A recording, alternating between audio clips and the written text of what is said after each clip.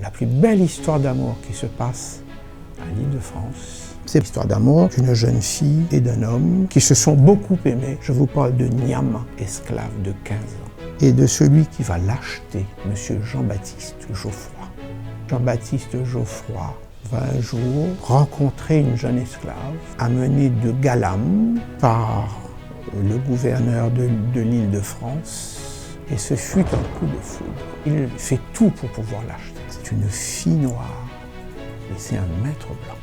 Et le code noir est très clair, il est interdit au maître blanc d'avoir une quelconque relation avec une esclave noire.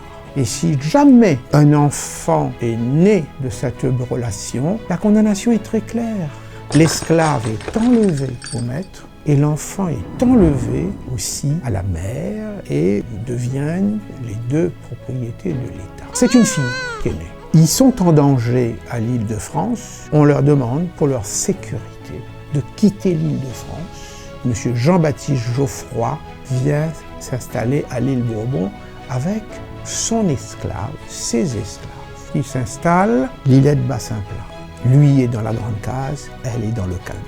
Niama, qui est baptisée, comme toutes les esclaves qui s'installent dans les terres françaises, selon le code noir, et qui s'appelle Marie-Geneviève, donne naissance à un enfant mâle. Nous sommes le 13 avril 1755. Juridiquement, cet enfant est un esclave. Et là, Jean-Baptiste Lillet Geoffroy va faire l'impossible. Il veut absolument que ce fils soit libre.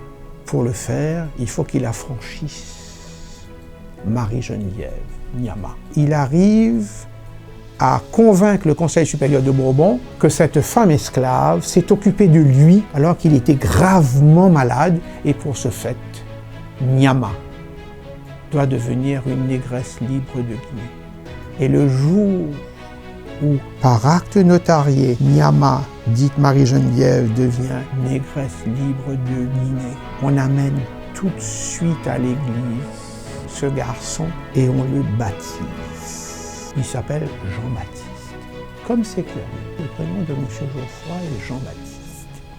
Il a parrain, marraine, il n'a pas de nom, il n'est que Jean-Baptiste, fils de Niama, négresse libre de Guinée. M. Geoffroy lui donne les cours de mathématiques, d'astronomie, de géographie. Très vite, l'intelligence de Jean-Baptiste dépasse l'intelligence du maître.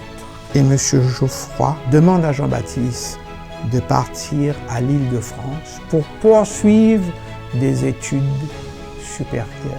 Et avant de partir, comme il est libre, il peut porter chaussures et chapeau. Il lui faut un nom.